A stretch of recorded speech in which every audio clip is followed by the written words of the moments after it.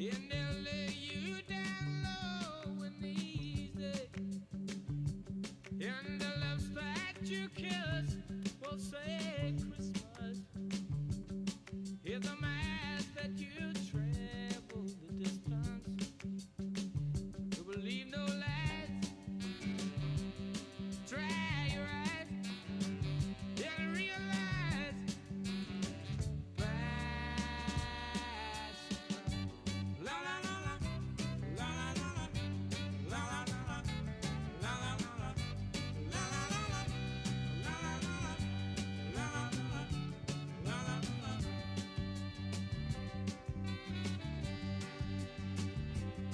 in the business we'll shake hands and talk in numbers. And the princess will wake up from her slumber. And all the knights will step forth with their armbands. And every stranger you meet in the street will make demands.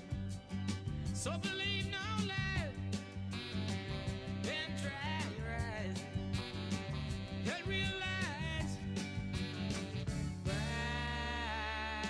surprise. La la la la, la la la la, la la la la, la la la la, la la la la, la la la la, la la la la.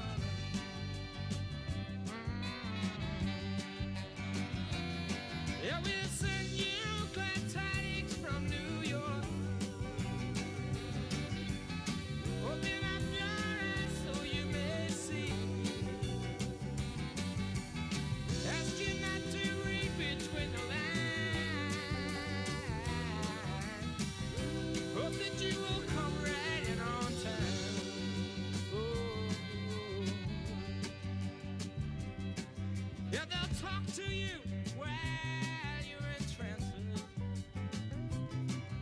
And you'll visualize not taking any chances, but meet them halfway with love, peace, and persuasion, and expect them to rise for the occasion. And it gratifies when you see it materialize right in front of your eyes by surprise. La la la la, la la la la, la la la la, la la la la, la la la la, la la la la, la la la la, la la la la.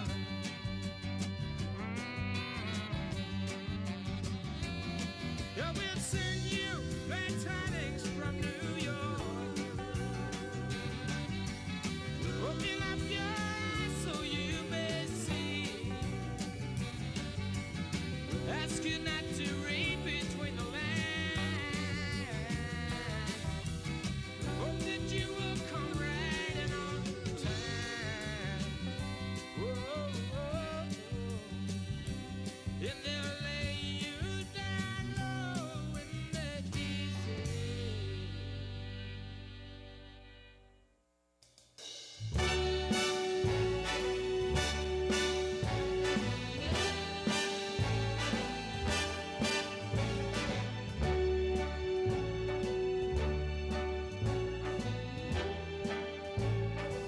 Start spreading the news.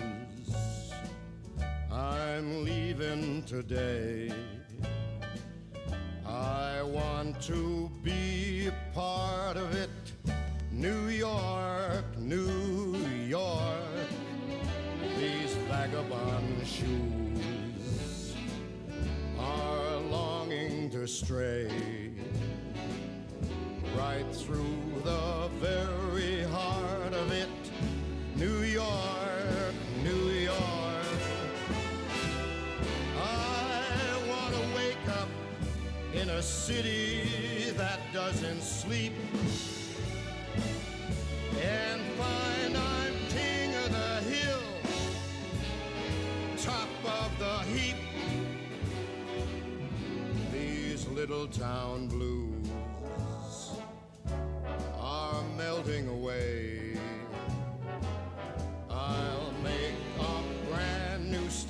of it in old New York. If I can make it there, I'll make it anywhere. It's up to you, New York, New York.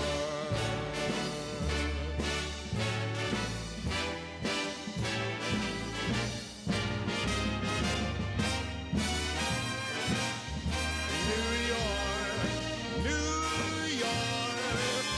I want to wake up in a city that never sleeps and find I'm a number one, top of the list, king of the hill, a number one.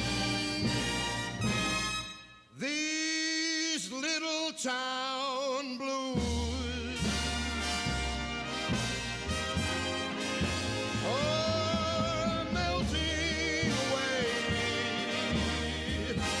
I'm gonna make a brand new start of it in old New York.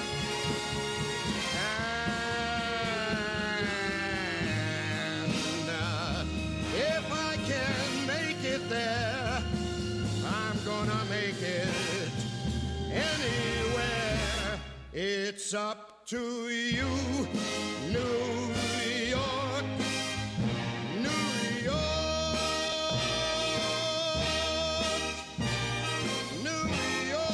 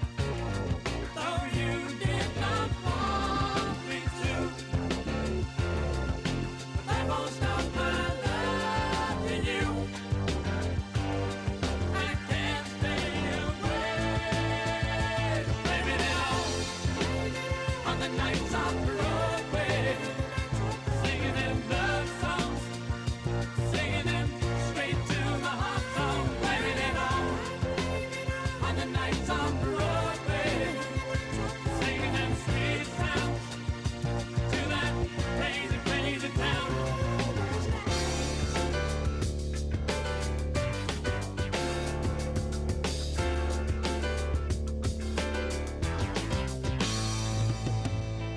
I will wait.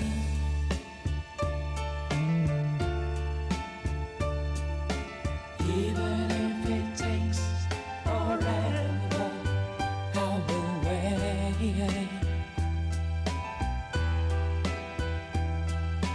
Even if it takes a lifetime, somehow I feel inside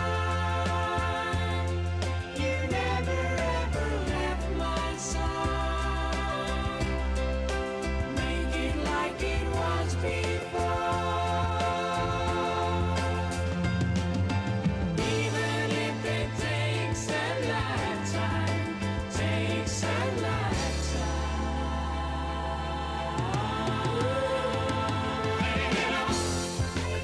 On the nights on Broadway, singing them blood songs, singing them straight to the heart zone, blaming it all.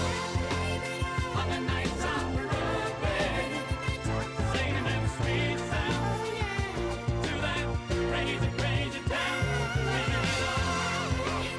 On the nights on Broadway, singing them blood songs, singing them straight to the heart zone, blaming it all.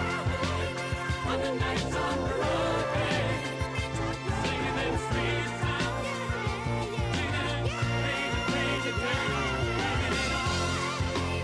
On the nights on Broadway, singing them blood songs, singing them straight to the heart zone, blaming it all.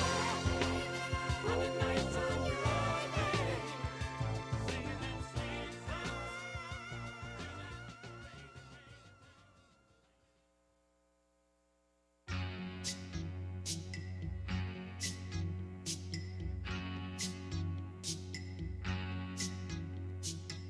They say the neon lights are bright on Broadway. They say there's always magic in the air. But when you're walking down that street and you ain't had enough to eat, the glitter rubs right off and you're nowhere.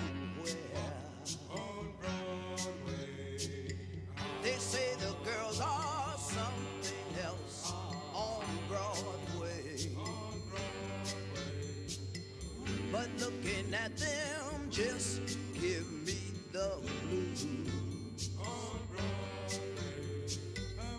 How you gonna make some time when all you have is one thin dime, and one thin dime won't even shine your shoes? They say that I won't last too long on Broadway.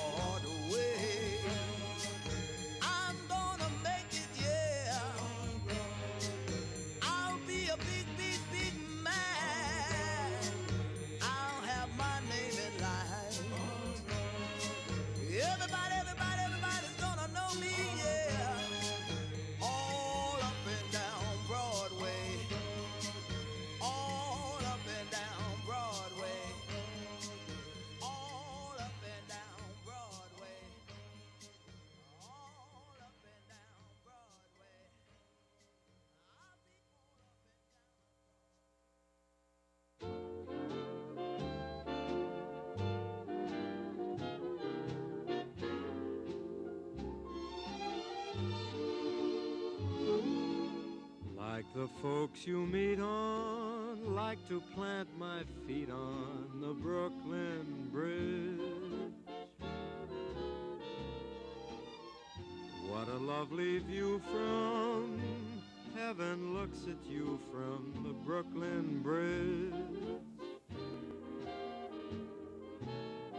I love to listen to the wind through her strings, the song that she sings for the town. I love to look up at the clouds in her hair.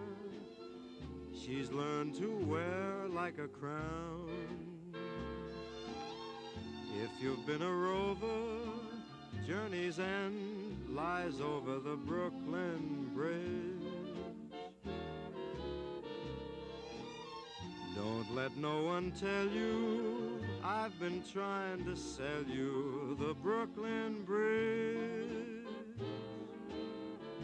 All the folks in Manhattan are sad, 'cause they look at her and wish they had the good old Brooklyn Bridge.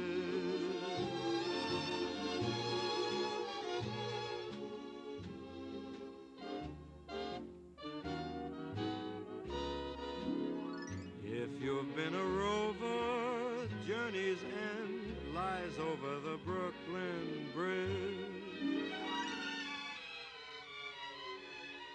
Don't let no one tell you that I've been trying to sell you the Brooklyn Bridge. You'll miss her most when you roam, 'cause you'll think of her and think of home, the good old Brooklyn Bridge.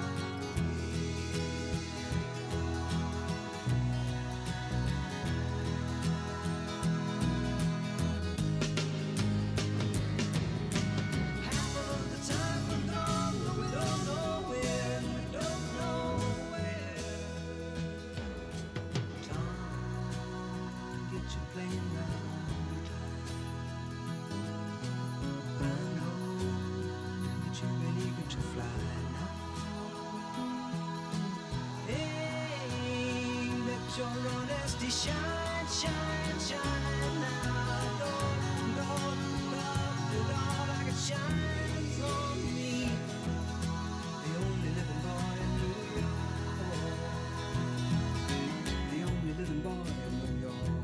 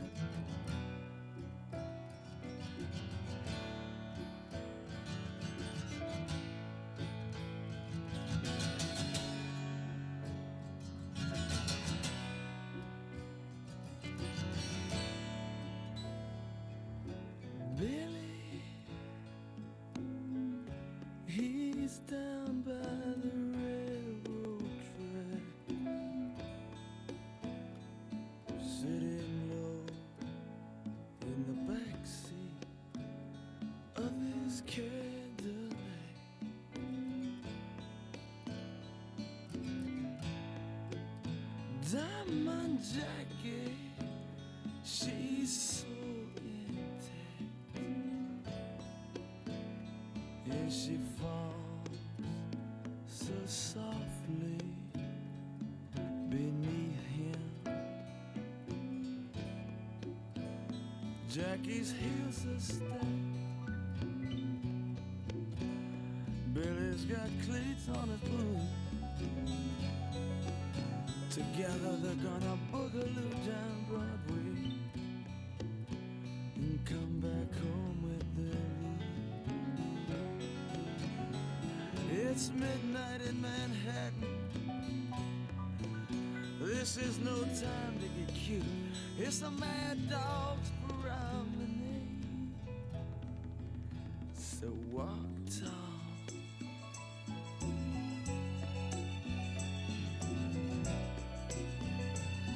Baby, don't walk it off.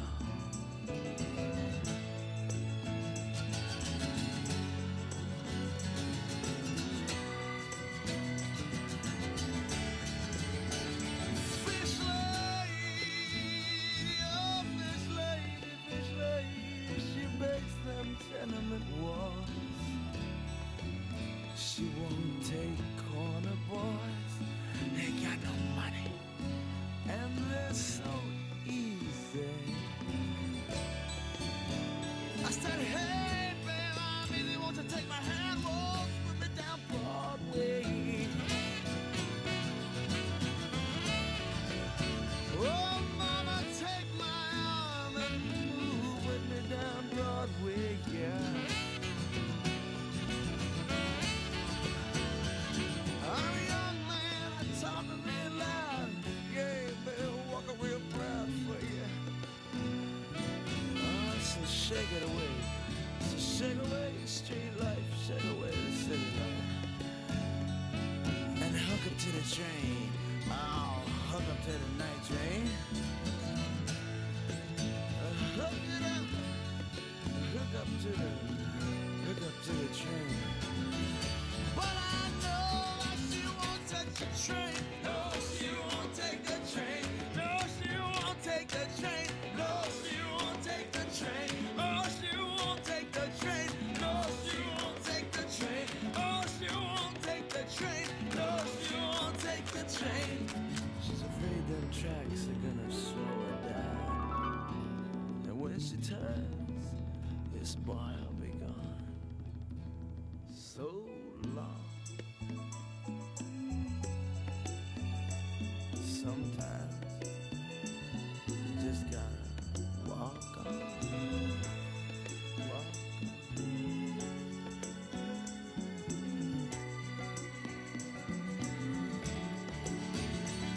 Hey, Vibes Man, hey, Jazz Man, ah, play me a serenade. Any deeper blue you'd be playing in your parade. Save your notes, don't spend them on the blues board. Save your notes, don't spend them on the darling yearling surfboard. Straight from the church, no ring. Vibes Man, sting a trash can. Listen to your junk man. Oh, listen to your junk man. Listen to your junk man. Oh, listen to your junk man. He's singing. Hi, all. We'll be getting started momentarily. He's all dressed up in satin, walking down here.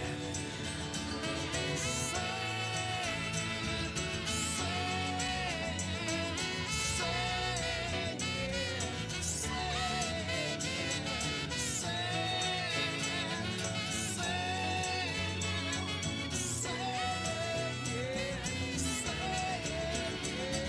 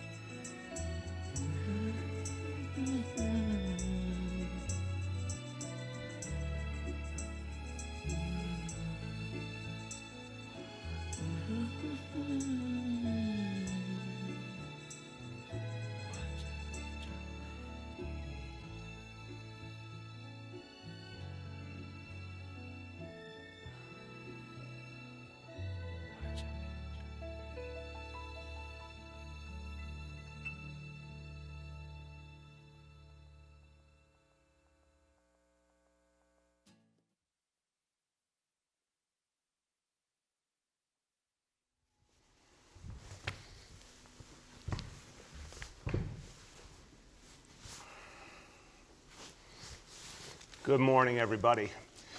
Well, look, we are going to go through a tough few weeks here in New York City. I want to start with just that obvious truth. We have come so far in the course of these last months. We're dealing with a real challenge now in some parts of our city. And it's going to take hard work to overcome it. And there's a lot of questions that need answers and a lot we have to work through. But I do know for sure New Yorkers have the strength and the wherewithal to overcome this challenge. And again, the way we do it is with unity. The way we do it is with understanding we're all in this together. We are all going to have to work to get through this challenge to make sure that New York City does not experience what so many other parts of this country have experienced when they had a full-blown second wave of the coronavirus. What we're seeing right now in much of Europe, deeply troubling, full-blown second wave. It can be stopped. We need to stop it together. And that means speaking in a unified voice, respecting each other, working with each other to get it done. It won't be easy. There will be things we have to work through. There will be things we're going to have to figure out. That is the truth whenever you're dealing with a crisis. But we can overcome this challenge. The data and the science make very, very clear we can stop this challenge from turning into a full-blown second wave, and we must. We must. Our businesses have been coming back now.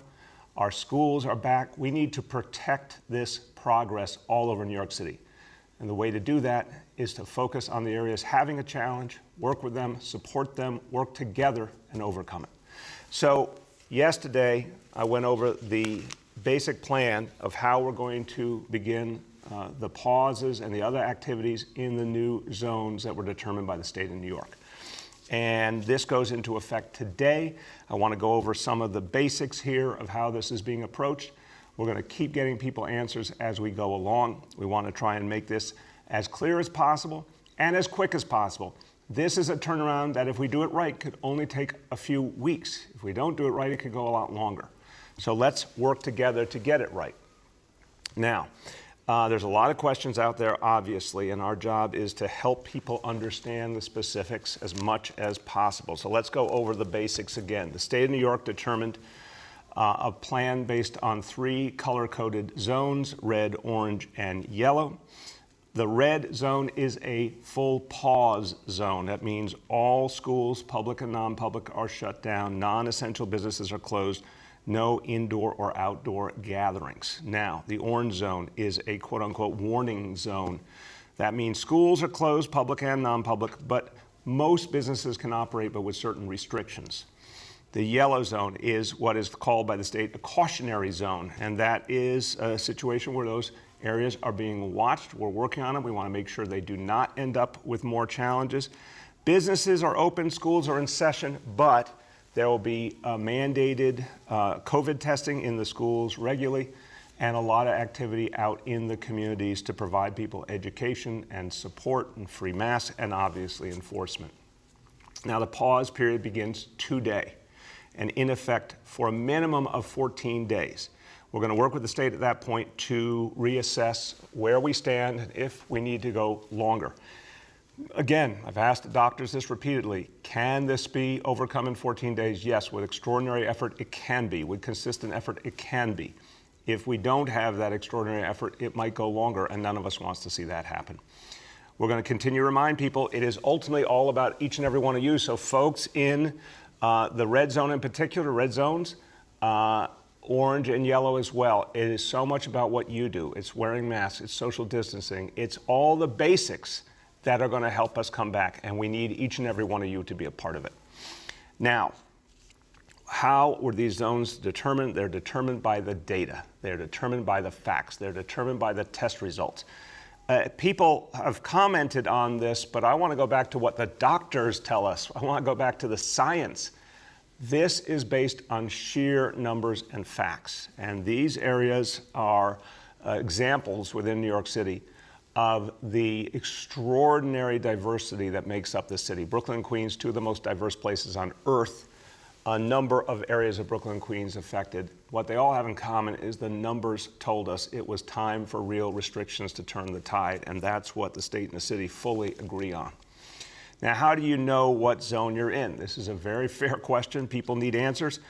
where you live, where you work, where you go to school, which zone is it in. So we've created a new online tool for people to know their status and which zone they're in. The new zone finder online is now live. You go to nyc.gov/COVID zone, and you simply enter in your personal address, your home address, for example, or your business address, your school address, and it will tell you what is happening at that address, what specific restrictions are in place, what closures are in effect. This was put together really quickly with information we received from the state, so we had to quickly act to make it clear and available to all New Yorkers. I want to thank everyone at our IT department, Do It. I want to thank everyone at Department of Health and at the Office of Operations for their extraordinary work. Congratulations to all of you putting together this so quickly so all New Yorkers could get this clarity. Now, clearly, we need to do a lot of outreach. We need to get out there and explain to people what's going on. So there'll be a lot of outreach in communities. We want to make sure that even with the challenges we're facing and the valid questions people are going to have, that we get out there and force to help people know what's going on, answer questions, resolve challenges. Look, the goal here is that everyone follows the rules for their zone, as always. When we have to bring consequences to bear, we will. But the first thing we want to achieve is compliance. If we get compliance, there do not have to be forced closures, there do not have to be fines and penalties. But if we don't get compliance, then those consequences will happen very, very quickly. Now let's talk about school closures. This is a key component of this plan. So on Tuesday, we closed 108 public school sites in coordination with the state. Now we're closing an additional 61 public school sites today. They've been, the families have been alerted as of last night, 61 public school sites. And again, for a 2-week period. The school sites that were closed previously will remain closed for that 2-week period, even if they don't end up under the new state rules, if they don't end up being in the red or orange zone, we're still keeping them closed because based on our data, it was the right thing to do. So we'll continue that for 2 weeks. Now again, same rules will apply to public and non-public schools. After 2 weeks, there'll be a full evaluation. So the earliest we could talk about, and I emphasize the word earliest, for the schools that closed on Tuesday, the earliest they could come back is Wednesday, October 21st. But obviously, we'll be talking about in advance of that to tell people what direction things are going in, if it looks like reopening could happen that earlier or if it will be further delayed. In the meantime, of course, all kids will have remote learning.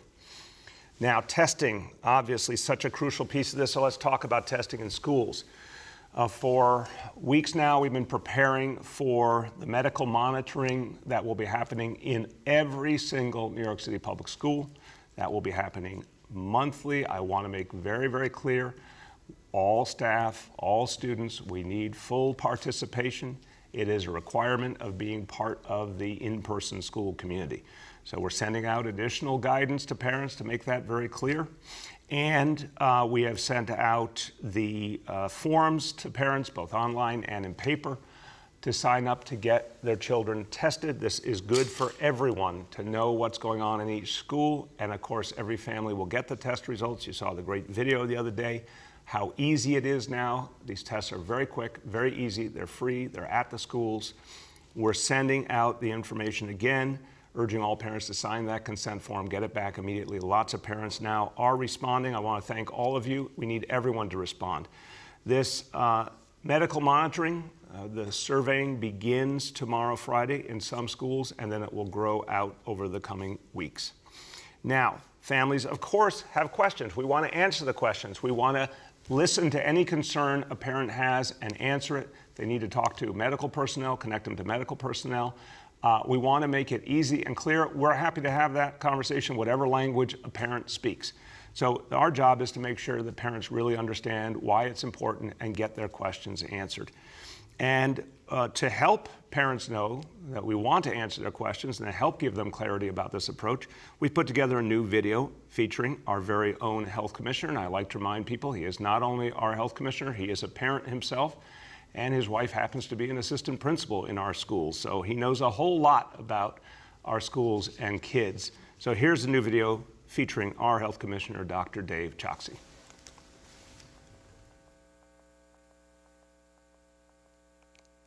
New York City students have returned to school. Today, I'm going to tell you 5 things you need to know about the new school year. 1. New York City has come together to ensure we return to school safely. We've put measures in place to protect our youngest New Yorkers. 2.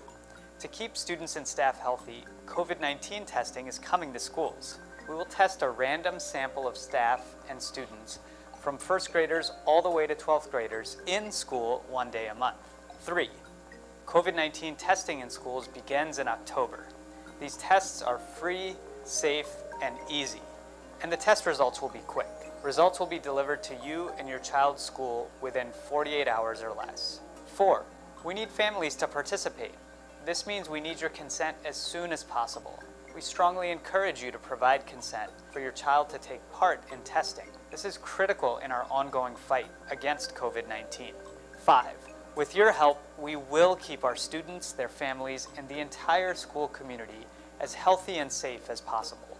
Your consent will help keep our school buildings open for in-person learning. For the safety of our school communities, we must take these precautions. Your kids will be in good hands. We look forward to working together to ensure that our return to schools is safe. For more information, visit schools.nyc.gov/COVID testing.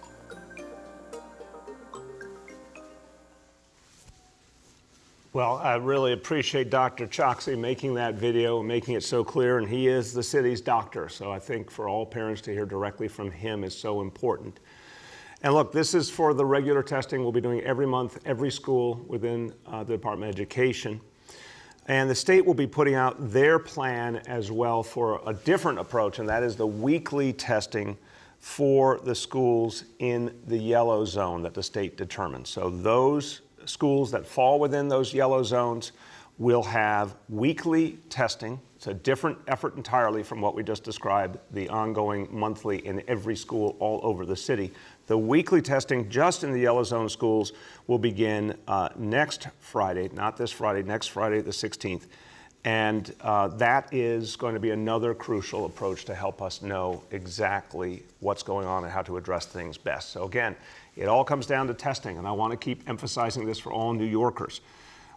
Remember, the single biggest challenge we had in March, in April, was lack of testing. In fact, we now know what we didn't know in March, that the virus had already spread widely in February. We couldn't know it because there was no testing in the amount we needed in New York City. We didn't have the ability to provide our own tests to people.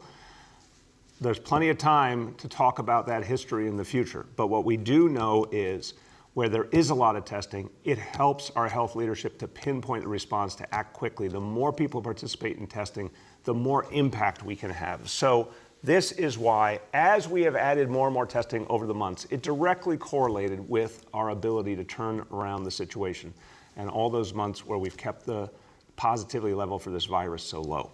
We need more and more testing than ever. And in fact, even amidst the challenges we're facing now, some good news that last week we conducted the highest number of tests since this crisis began. Last week in New York City, the most tests given to New Yorkers since the beginning of the coronavirus crisis.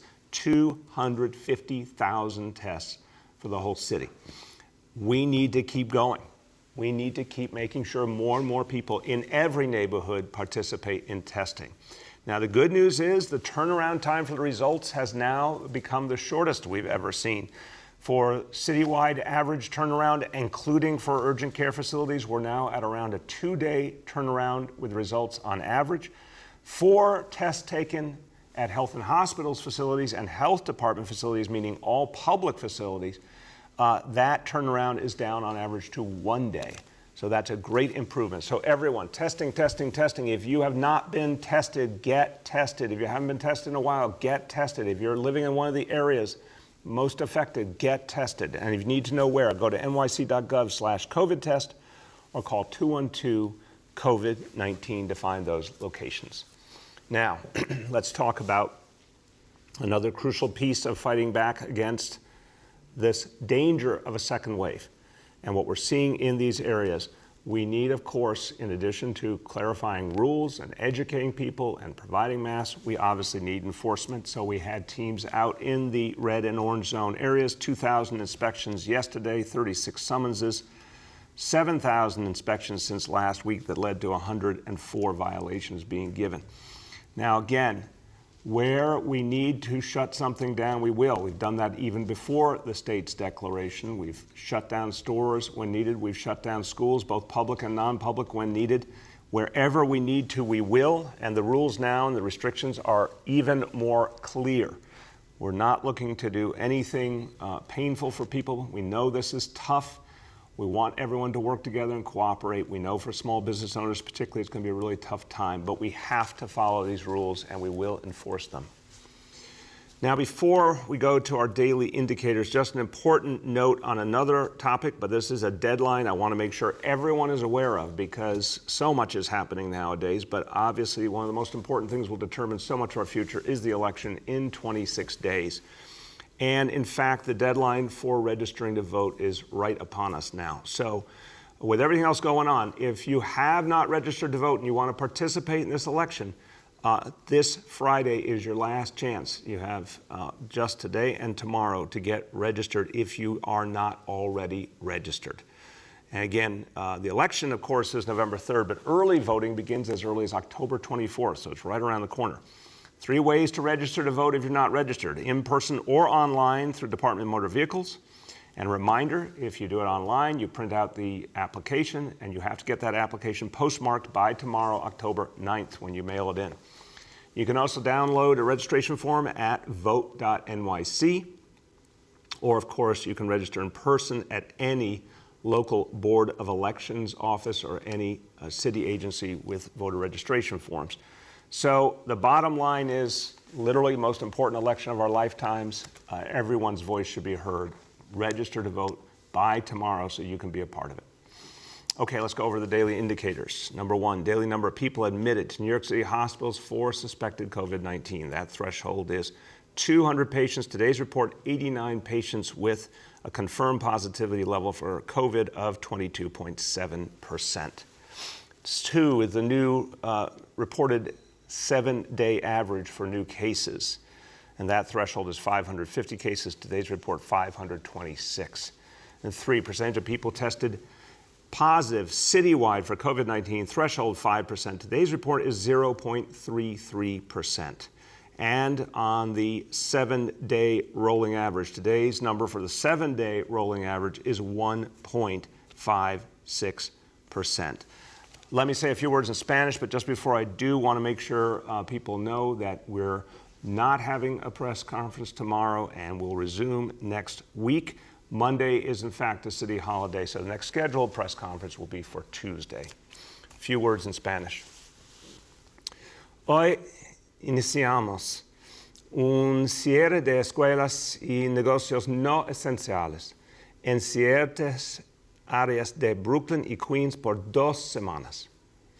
Para saber si vive en una de las áreas afectadas, puede consultar el mapa en línea en el sitio web de la ciudad.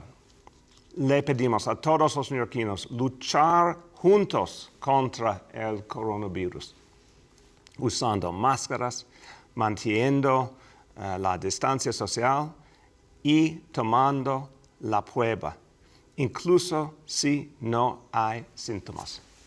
With that, let's turn to our colleagues in the media, and please let me know the name and outlet of each journalist. Hi all, we'll now begin our Q&A. Today with us we have Health Commissioner Dr. Dave Chachki, Schools Chancellor Richard Carranza, Executive Director of the Test and Trace Corps, Dr. Ted Long, Senior Advisor Dr. Jay Varma, Jeff Teppenham, Director of the Mayor's Office for Operations, and Laura Wood, Senior Counsel and Advisor, Democracy NYC. With that, we'll go to Gloria from New York One. Good morning. Mr. Mayor, I want to ask you about the events that have taken place over the last 2 nights. Specifically, if you think that was what's been, failed communication, prevention strategy that has been coming out of your office and the governor's office about these clusters is in some ways to blame for what we have been seeing in the last 2 nights. And just to, respectfully, Mr. Mayor, I just want to ask, what's going on here? You have what seems to be like a mob of people last night attacking a journalist, a bystander the previous night, seemingly zero action from the police. They're not in this press conference today. How are you getting a hold of this situation? Gloria, first of all, I saw the video of the attack on Jacob Kornbluth. It's absolutely unacceptable, disgusting, really. I mean, here's a journalist, a journalist who really cares about doing the work of informing people what's going on. And here's a mob of people attacking him. It's just unacceptable. There need to be consequences for that. The situation here overall is a very difficult one because we're having to tell many communities of people that after the success we've had as a city, in some communities we're going to have to turn back to where we were in the spring. No one wants to hear it, I understand, but we have to do it. The city and state are united on this. I do expect a clearer response going forward. I think there were some issues yesterday, honestly, in terms of both the NYPD's approach and the approach of the city's legal team, understanding the state guidance and getting it right once and for all. That has to be corrected. We need a much clearer approach, and I expect that to be corrected today before anything that happens this evening. Thank you. There seems to be some confusion on the schools as well, and I just want to make sure I'm understanding this right. You said all of these schools, even if they are in the orange or yellow zones, they're also closed, not necessarily just the ones that are in the red zone. No, it's an important point. I appreciate the question, Gloria. We've delineated, based on the state guidance, the schools that need to close in the red and orange zones. So I want to clarify. Again, I put forward a proposal on Sunday, what I believed was the right thing. Obviously, it became the basis for what the state did. But the state had a different way of approaching the specific geography, naming it, et cetera. In the red and orange zones, those schools close for at least 2 weeks. We have alerted any school that hadn't already been closed, was alerted yesterday, they needed to be closed today. Now, there are some schools that were in our original list of closures because our data, then based on zip codes, said it was important to close the schools in those areas to protect against a resurgence. We're going to keep those schools closed too because the city believes fundamentally those schools have to be closed as part of the overall strategy. Generally, of course, there's a huge amount of overlap between the zip code strategy we put forward and the zone strategy the state ultimately chose. But where a school was previously told to close, it will keep closed for the 2 weeks starting now, and then we will, starting the day they closed, and then we will assess at that point whether it makes sense to reopen them. Next up is Jen from the AP. Good morning, Mr. Mayor. How are you? Good, Jen. How are you doing? Okay. My first question is about nursing homes. Given what happened in the spring here and elsewhere in the state, is there any talk at this point of beginning to institute restrictions on visitation or take other steps specific to nursing homes? Yeah, it's a great question, Jen. Obviously, we've seen, and I'll let the doctors speak to this, that the nursing homes have been one of the most sensitive, if not the most sensitive part of this whole crisis from the beginning. So we're going to look to the state for guidance on that. The state regulates nursing homes. Obviously, the state is determining these rules. We will work with them in every way. We tried through the worst of the crisis to support nursing homes with PPE and any other support we could give, and we'll continue that. But in terms of restrictions, that's a decision the state has to make. We have to be really, really careful with our seniors living in nursing homes and the people who work there. So Dr. Varma, would you like to, or Dr. Choksi, would you like to add to that? If Dr. Varma, you're on mute if you're speaking. Yep, got it. Yeah, no, I'll make one or two quick points and then maybe pass it over to Commissioner Choksi. You're absolutely correct that our nursing homes are a critical place where we need to strengthen our prevention measures always and maintain them as much as possible. For reference, there has been continuous and ongoing testing going on in the nursing homes, not just of the residents, but also of the staff that work there. And so our nursing homes have been a continuous place where we've been working to strengthen and improve surveillance and testing throughout. At this point, the nursing homes do not appear to be a contributing factor at all to the resurgence that we're seeing in various parts of Brooklyn and parts of Queens. But of course, it remains an area in which we are continuously communicating and working closely on. Go ahead, Jen. Thanks. I guess my second one would be... Oh, wait, I'm sorry, Dr. Choksi, I apologize. I jumped too quick, Jen. Dr. Choksi, do you want to add? No, sir, Mr. Mayor. I think you guys covered the high points. Thank you. Thank you. Go ahead, Jen. Okay, great. I guess thinking about the objections to the new restrictions in some of the places where they're being implemented, do you worry about citywide whether there's a level of fatigue after the spring that is going to make it really hard to persuade anyone to go through it again? And if so, what do you do about it? I would say no if the question is, do I think we can beat this back, and do I think all New Yorkers will be a part of beating it back? I'm absolutely convinced we can beat it back, and the vast majority of New Yorkers will participate. They've done it before. The vast majority of New Yorkers are continuing to follow these rules, even as things got better. So no question in my mind, after everything we went through, and also just the toughness of New Yorkers, the fact that people in New York City do think communally. People in New York City do think about their neighbors. They do think about something bigger than just themselves. We've seen it in crisis after crisis, so I'm very confident we can beat this back.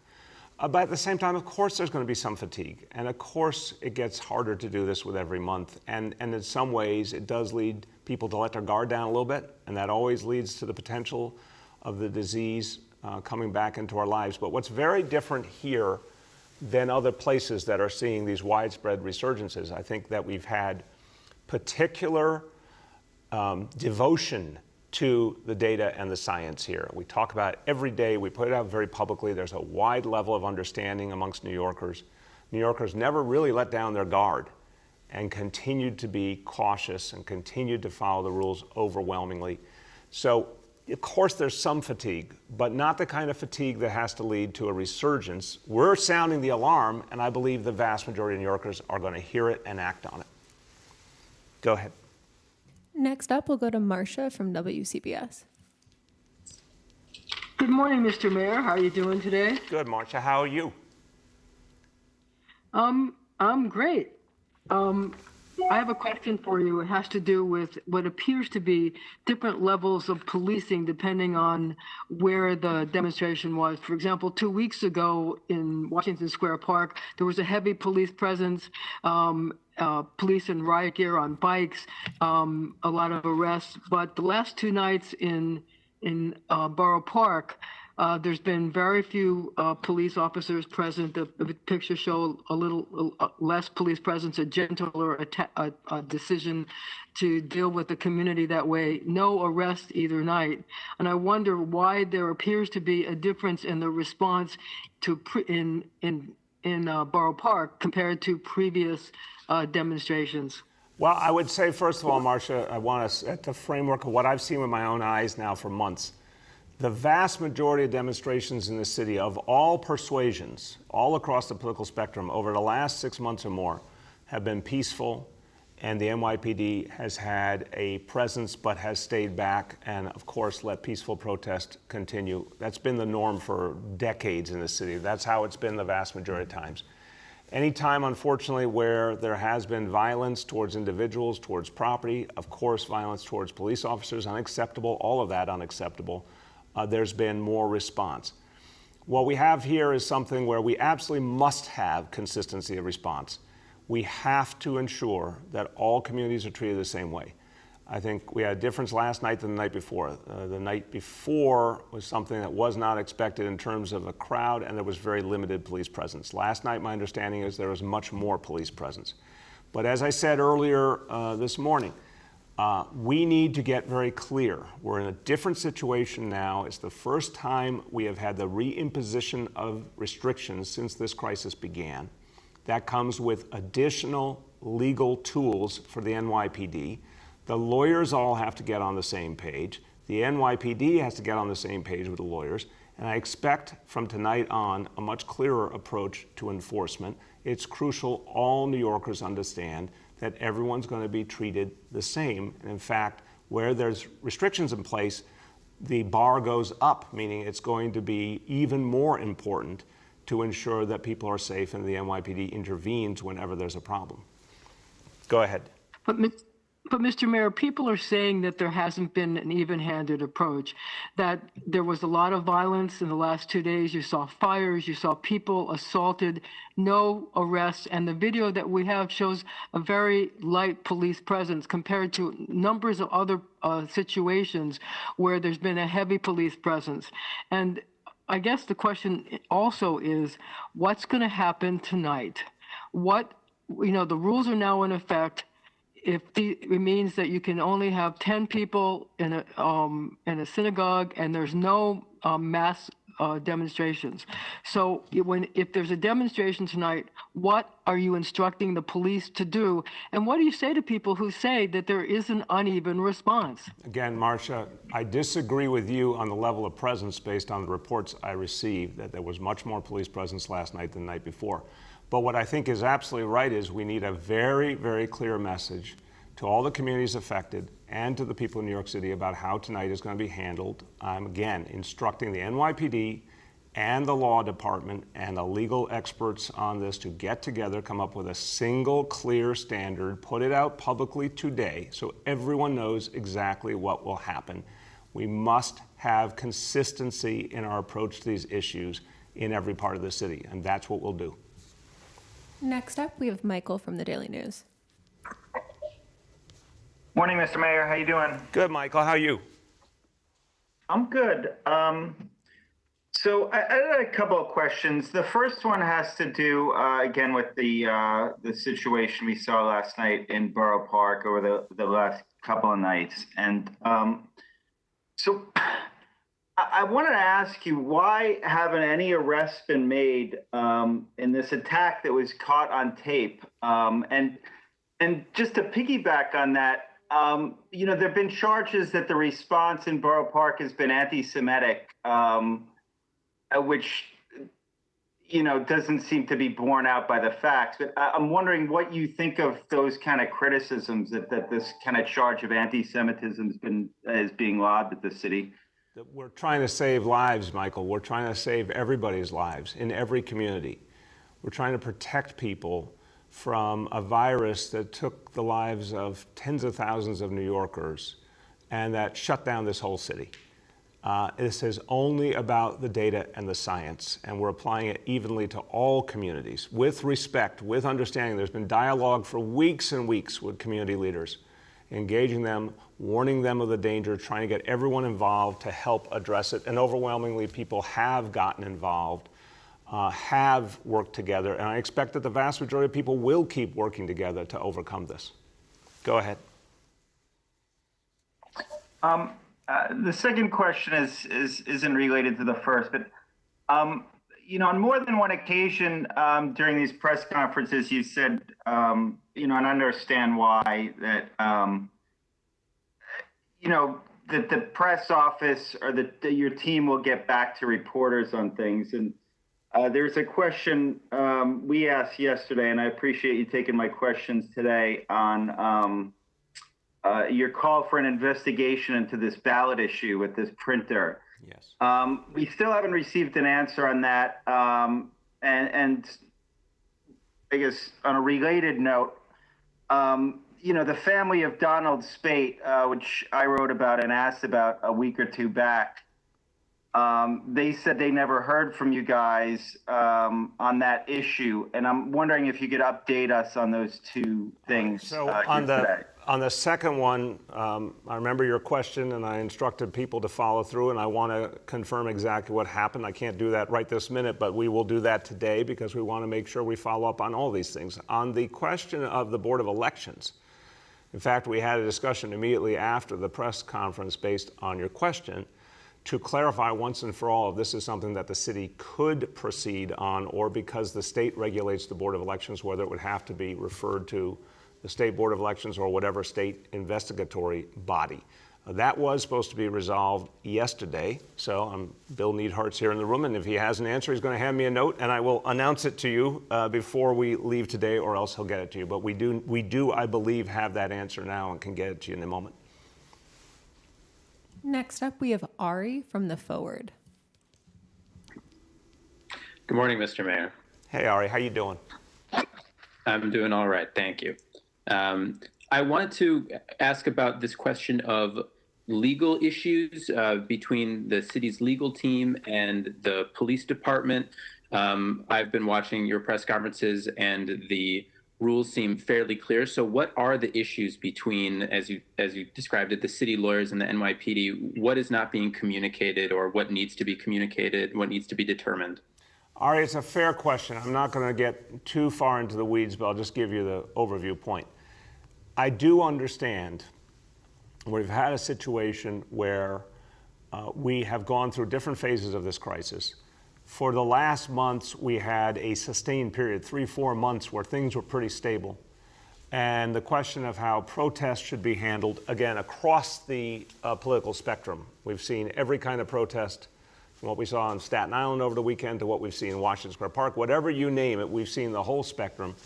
And what those rules of engagement were in a period of time when we were in a much better situation with the coronavirus, but still, obviously, dealing with all the normal questions of health and safety and order and what are the right rules of engagement.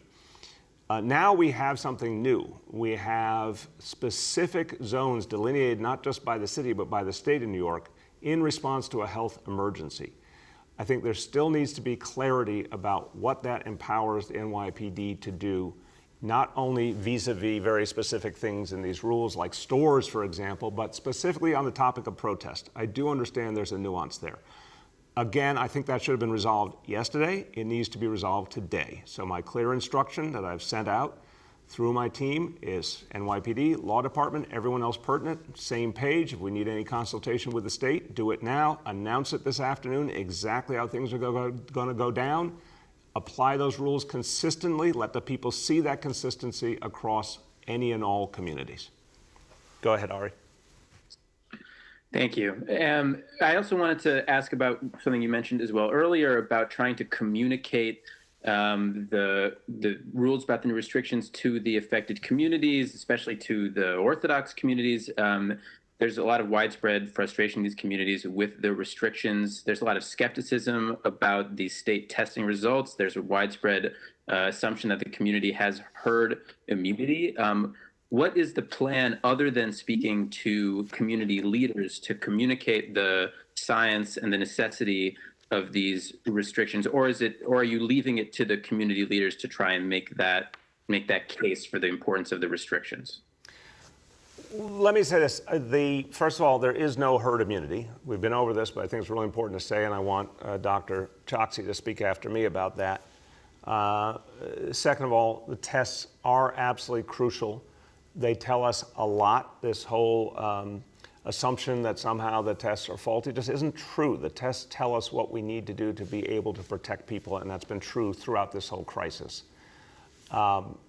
We have deeply engaged community leaders. I know Dr. Katz is not with us now, but he has led the way in conversations with so many community leaders over weeks now, giving them answers. And yes, depending particularly on community leaders to turn around and reach their constituencies, they are the known and trusted voices of their community. We want them to help get the word out. But obviously the health department, H&H, Test and Trace, everyone's been out there on the ground in multiple languages, spreading the word directly. And we constantly try and answer people's questions. And the best answers come, of course, from the healthcare professionals, both the city healthcare leadership, but also we've engaged a lot of community healthcare providers, doctors and nurses and other healthcare providers in the communities, to speak out as well and educate people directly at the grassroots. Dr. Choksi, you want to add?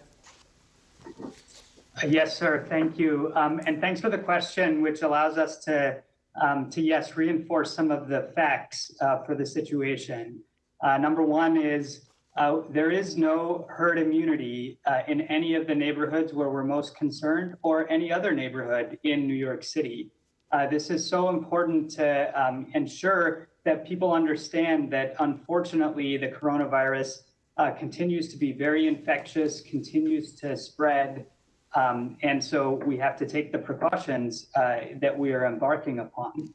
Number two is that we know from multiple different types of data that there has been an increase in cases. There has been an increase in the proportion of tests coming back positive in the areas that we are most concerned, particularly in the red and orange zones in the state designation. And that's why we have been communicating those results over the last few days, but also the last few weeks as we started to see upticks in those numbers that had us very concerned. With respect to outreach, I'll just add one thing to what the mayor said, which is to emphasize that beyond all of the outreach that has been done to community leaders and faith leaders and the leaders of private schools and other core institutions in these communities, we have worked very hard in partnership with the trusted clinicians, the healthcare providers who have been taking care of people in these neighborhoods. And what we hear from them is along with us, a growing sense of concern and alarm, because they know what will happen if we don't get this growth in cases under control. Like all of us who have been doctors over the last few months, we've seen so much suffering and tragedy, and this is our chance to try to prevent as much of it as possible. So we've done that in a way that communicates our guidance, our public health guidance, as well as our clinical guidance. We do webinars with healthcare providers. We also work with them to ensure that testing is as accessible and available as possible. And so, for example, the Test and Trace Corps has delivered testing machines to those trusted providers so that patients who are coming to them are also able to get tested as rapidly and as expansively as possible. Thank you very much, Doctor. I just want to take us one step back to the questions that Michael was asking a moment ago. Two updates for everyone, but Michael, specifically for you. One, on the Board of Elections vendor question. We have referred that matter to the City Department of Investigation. We've also confirmed that Attorney General Tish James is aware of the situation as well. On the issue of the city worker that needed more help navigating the benefits, the city has reached out, but let's do a confirmation through you, Michael, that we are connecting with the right person and make sure that connection happens today, because we do want to make sure that that's addressed. Okay, go ahead. Next up is Chris from Gothamist. Morning, Mr. Mayor. First question for you is, what are the city's contact tracers seeing in these hotspot zip codes in these areas? How many people testing positive are responding to the contact tracers? And has the city pinpointed exactly where the virus is spreading? Is it in schools? Is it in large indoor events? Is it in what specifically is causing the spread?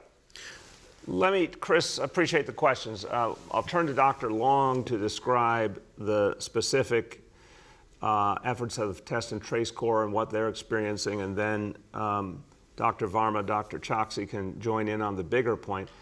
I'll just say, as the layman here in the crowd, I don't think it's as simple as everything's coming from one place or another. I think we are seeing, obviously, with the number of areas of Brooklyn and Queens affected, something that transcends the narrow reality. For example, at various times we've seen a situation where maybe there was a specific school or a specific event that was an area of concern. We've talked about that in the past.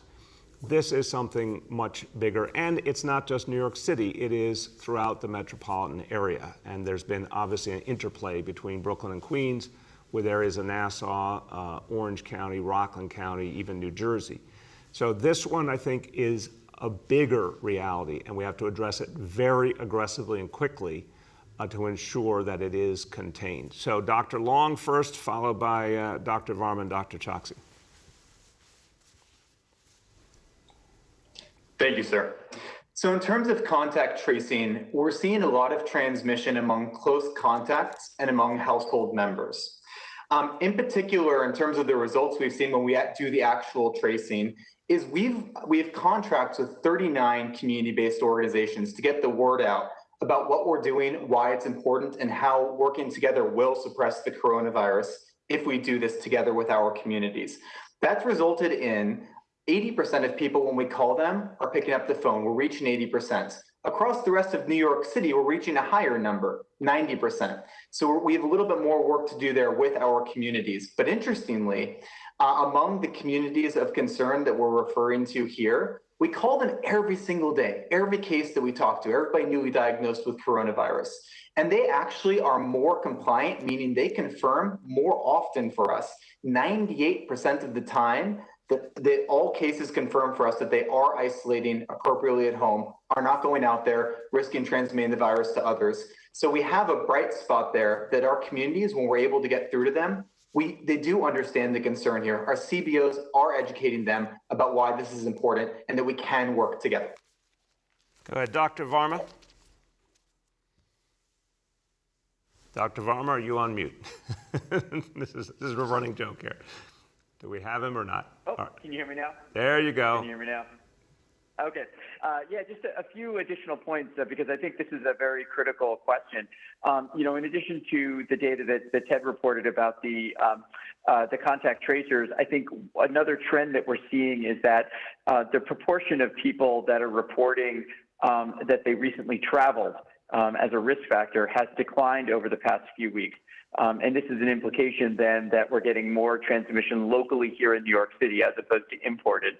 And then related to that, also the proportion that don't actually recall any specific factor that might have caused their transmission, such as having a known contact or having been to a recent gathering, has also increased slightly. And those two things are what has led us to be concerned about both local transmission as well as specifically in these areas what we call widespread transmission, when there are enough ways in which you can get infected that it's difficult for people to recognize what the specific factor is. And that's what really triggers our need to do these much more aggressive community measures. Dr. Choksi? No, sir, nothing to add. Okay, go ahead, Chris. Okay, thank you. And my second question is about, I know that you said that the NYPD is working out differences in policing different kinds of protests across the city and making sure that, they are adhering to guidelines. But what's happened over the past few nights is violence. And our reporter was out there last night, the night before. This is violence happening against individuals in sight of the NYPD. And so I'm wondering, have you spoken directly to Commissioner Shea about this? Did you talk to him last night? Did you talk to him this morning? And do you think it's acceptable that these actions are happening in view of the police department and nothing is being done about it? No, obviously, I don't. So, Chris, I spoke to Commissioner Shea multiple times yesterday. I spoke to First Deputy Mayor Fullahan this morning. There is something here that needs to be fixed right away, and that's why I'm being abundantly clear. It will be fixed today and made public. Violence is unacceptable, regardless of who commits it. It's unacceptable. What I saw, the attack on Jacob Kornbluth, was unacceptable, and there clearly need to be consequences for the people involved, and I don't know why that hasn't happened already, and it needs to happen. So we will get this right. I understand it's a very complex situation, again, under a new set of rules, but we still need to get it real clear, real public to everyone, so everyone knows to expect, and that will happen today. Go ahead. Next up is Ravain from Hamodia, and these are our last two questions. Good morning, Mr. Mayor. I'd just like to ask you about the protest gatherings mass gatherings are illegal now, but during the summer you said that you would give an exception to the rule against gatherings for protests. Those, of course, were anti-police protests. These are against the government restrictions. So I just wanted to know if the same rule applies, that gatherings for purposes of political protests are allowed. Again, Ruben, fair question. What we've had throughout is a difficult balance that the NYPD and the City of New York tried to strike between the healthcare realities and the American right to protest, the constitutional right to protest. And we have dealt with that in different periods of this crisis. And we've seen different realities throughout. We are now in a new situation. We're in a situation where we have state-mandated restrictions in particular areas to stop a resurgence, and that resurgence, if it is not stopped, will overtake the whole city and it'll lead to a across-the-board set of restrictions on all of New York City. This is something we have not confronted before. We need to get very, very clear on the legal issues once and for all in light of this reality, and again, be very public about what is acceptable and what is not acceptable in light of this new reality. Go ahead. I'd like to ask you, in the red zones, I believe the houses of worship are limited to 25% of capacity or 10 people, whichever is fewer. Now, there are houses of worship that have a capacity of 50 people, and there are those that have a capacity of many hundreds. How does it make sense to limit, a house of worship that has hundreds and hundreds of people in occupancy to just 10 people? Again, look, the state is determining these rules, and they are doing it, I'm certain, from a perspective of an abundance of caution because we have an immediate, urgent challenge that, I remind you, if addressed aggressively by everyone, not just government, by people in the community, could be resolved in a matter of weeks, and then the restrictions could be lifted. So I will let the state speak for itself about how it determined these rules, but I want to affirm the underlying understanding that I have of the state's approach, which I agree with, which is we need to quickly work together to stop this from becoming a bigger problem for all communities. And it can be done in a matter of weeks. So to be rigorous to stop it now is smart policy, is the sane approach to protect people's lives. Go ahead. For our last question, we'll go to Henry Goldman from Bloomberg. Very much. Good to see you, Mr. Mayor. How you doing, Henry? I'm doing well, and I hope you are too. Thank you. The 7-day rolling average of new cases is approaching 550. It's now at 526. The line graph is going up. What happens if the new reported cases hit 550 or exceed it? Yeah, let me give again, I'll be the layman who offers the simplest explanation, and then Dr. Varma and Dr. Choksi can jump in.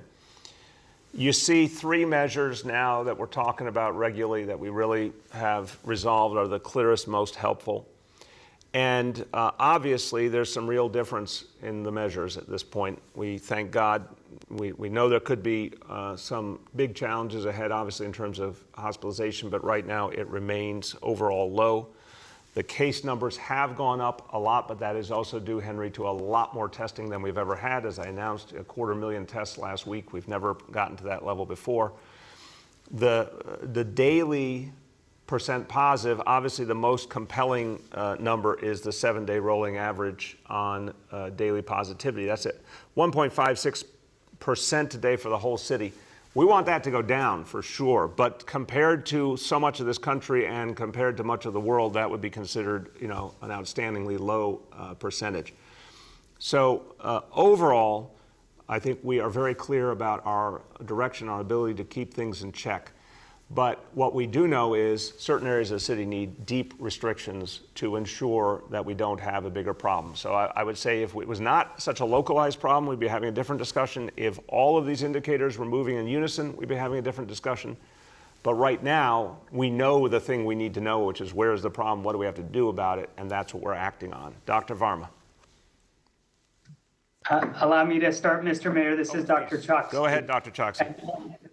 And thank you for the question, Henry. Yes, we are watching the indicator with respect to newly reported cases very closely. And as you've observed, it has gone up in recent days. As the mayor said, this is primarily due to what's happening in the areas that we are most concerned about and that we have been communicating about. Anywhere from about 25 to 30% of the cases in the entire city are concentrated within those areas of greatest concern. And so that represents what's happening with the citywide numbers as a whole. I'll say each indicator tells us something a bit different. This one in particular, the newly reported cases, is a way that we can see the overall level of infection, but then we have to match it up, as the mayor was saying, to what's happening with test positivity, but also with our understanding of what's happening geographically. And so that's what has, painting that whole picture through the different indicators is what's led us to taking the actions that we're taking.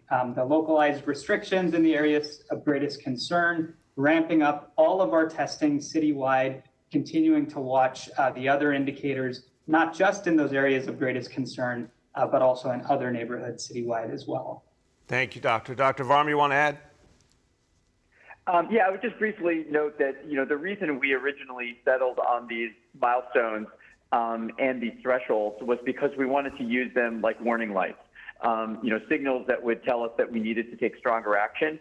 And I think the important aspect here to understand is that we actually took action and very strong action even before these warning lights flashed, because for all the reasons that you've heard from the mayor and from the commissioner, we really focused and identified early on that this was largely being driven in one geographic area, and that's what led us to take our action.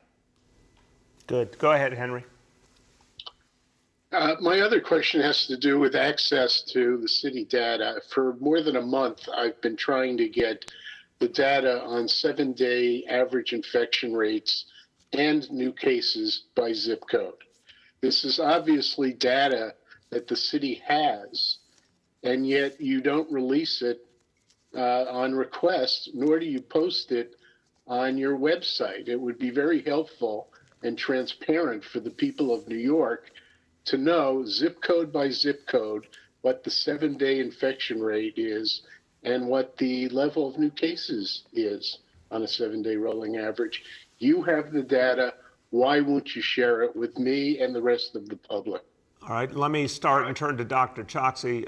Henry, look, again, we put out data constantly to the people of this city, and I want to thank our healthcare team. They've done immense work from early in this crisis to put out lots of information. This was one of the first places in America to identify and acknowledge the disparities we were seeing in the impact of the coronavirus and to talk about things like the reality of those we lost who probably died from the coronavirus, even though other measures were saying that they weren't officially people who had died of coronavirus. I think the health department has been outstanding about going the extra mile for transparency. So I really do feel we put out a lot of data and consistently are putting out data by zip code and broken out clearly. On that specific question, Dr. Choksi, could you speak to that? Yes, sir. And thank you for the question, Henry, and thank you for your interest in our data. We strive to be the most transparent jurisdiction, certainly in the entire country, if not the entire world, with respect to the data that we are sharing with the public. That's why we have cases, hospitalizations, deaths, by geography, by age, cumulatively, as well as over a more recent period as well. We were the first jurisdiction to have shared our antibody test results as well. But allow me to take your specific question, which is, how do we think about sharing recent neighborhood level data? And one of the things that we have been sharing, particularly as we've been more concerned in these specific neighborhoods, is 14-day averages. Just one, small technical note. Because some of the numbers are so small, we think it's a better measure of what's happening to look at 14-day averages rather than 7-day averages, although they tell us different things. the final thing that I'll say is that we are in the process of making additional updates to our website, which will have more refined versions of recent data at the neighborhood level, and you can expect that in the coming days. Thank you again. And Dave, would you please do a follow-up with Henry just to make sure that everyone's communicating on exactly what he's asking for, and if that is part of what you're going to be able to do in the next few days, and let's obviously announce it when that data is ready. Okay, everyone, look, I'll conclude with a point about what we all have to do here together. We all have to work in common cause, and we all have to lead by example. This is a reality where we have a threat, we have a challenge. We've had them before in the city. We've overcome them, many different kind of challenges. But what is clear time and time again is when people get united to fight a problem, we are able to fight that problem back. We are able to overcome it. And people have to show that they are all in the battle together. So every time you put on a mask, you are joining in common cause with your fellow New Yorker. Every time you practice social distancing, every time you use hand sanitizer, all these basics really, really matter. And we owe it to each other. And this is a place where every kind of person in the world joins together. And with shocking harmony, I always talk about the fact that if you put this mix of people almost any place else in the world, it might not be the great success story New York City always has been. But here we make it work. And not only in good times, here we come together to overcome challenge after challenge. People gathered together across all backgrounds after 9/11 or after Sandy or all the challenges we've faced. So here is a time for unity and a sense of common cause. And everyone who participates helps everyone else. If we do that, we will stop this problem we're having, we'll stop it before it spreads, and we'll protect this city. Thank you, everybody.